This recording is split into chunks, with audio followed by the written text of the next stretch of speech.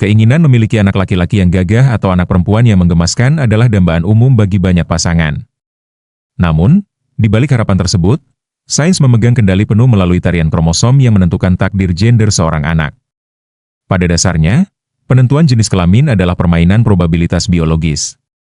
Seorang wanita mewariskan kromosom X melalui sel telurnya, sementara pria menyumbangkan sperma yang membawa kromosom X atau Y.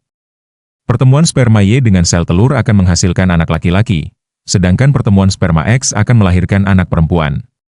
Peluangnya pun seimbang, 50-50. Namun, manusia selalu berusaha mencari cara untuk memengaruhi takdir. Muncullah berbagai teori dan metode yang diklaim dapat meningkatkan peluang mendapatkan jenis kelamin idaman, salah satunya adalah metode Shetless. Metode ini berlandaskan pada pemahaman bahwa sperma pembawa gen laki-laki adalah perenang cepat namun tidak tahan lama, terutama di lingkungan asam. Sebaliknya, sperma pembawa gen perempuan, X, lebih lambat namun tangguh dan berumur panjang. Strateginya pun disesuaikan. Untuk mendapatkan anak laki-laki, hubungan seksual dianjurkan tepat pada masa ovulasi agar sang pelari cepat Y bisa menang. Sementara untuk anak perempuan, hubungan dijadwalkan beberapa hari sebelum ovulasi, memberikan kesempatan bagi sang pejuang tangguh X untuk menunggu sel telur matang.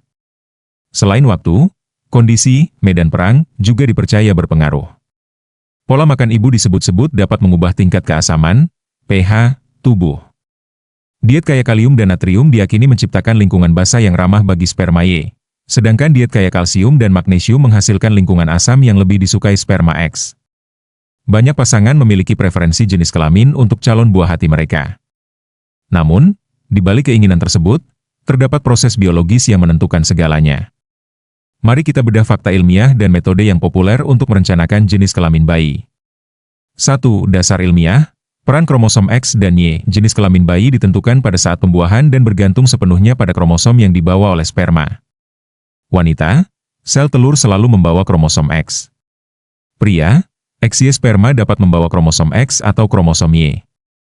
Hasilnya sederhana, sperma XO sel telur X bayi perempuan, sperma Y sel telur X bayi laki-laki.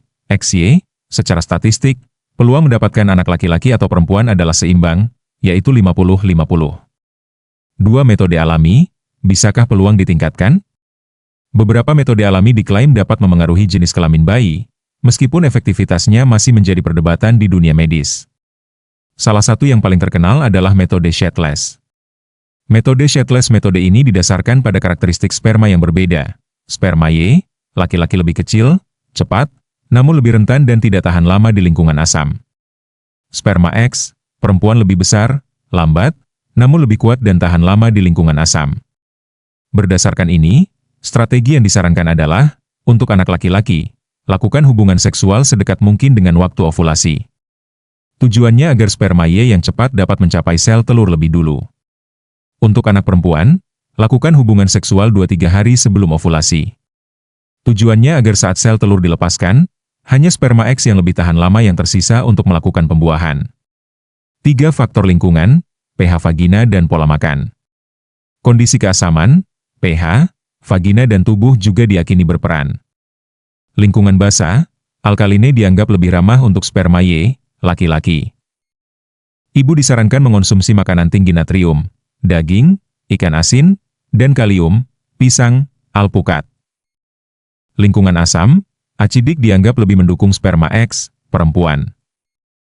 Ibu dianjurkan mengonsumsi makanan tinggi kalsium, susu, keju, dan magnesium, bayam, kedelai. Peringatan, praktik seperti mencuci vagina dengan larutan cuka atau soda kue untuk mengubah pH tidak direkomendasikan karena berisiko mengganggu keseimbangan flora alami dan memicu infeksi. 4. Teknologi medis, opsi dengan kepastian tinggi. Untuk hasil yang pasti, dunia medis menawarkan teknologi canggih, meskipun umumnya digunakan karena alasan medis, bukan preferensi pribadi. Preimplantation genetic testing, PGT memungkinkan pemilihan embrio berdasarkan jenis kelamin sebelum ditanamkan ke dalam rahim melalui program bayi tabung. Sperm sorting, metode pemisahan sperma X dan Y sebelum prosedur inseminasi buatan. Meski demikian, penting untuk diingat bahwa metode-metode alami ini tidak memiliki jaminan keberhasilan dan validitas ilmiahnya masih sering diperdebatkan. Jalan pasti untuk memilih jenis kelamin hanya tersedia melalui teknologi medis canggih seperti seleksi embrio, PGT, atau pemilahan sperma, yang umumnya dilakukan atas indikasi medis serius.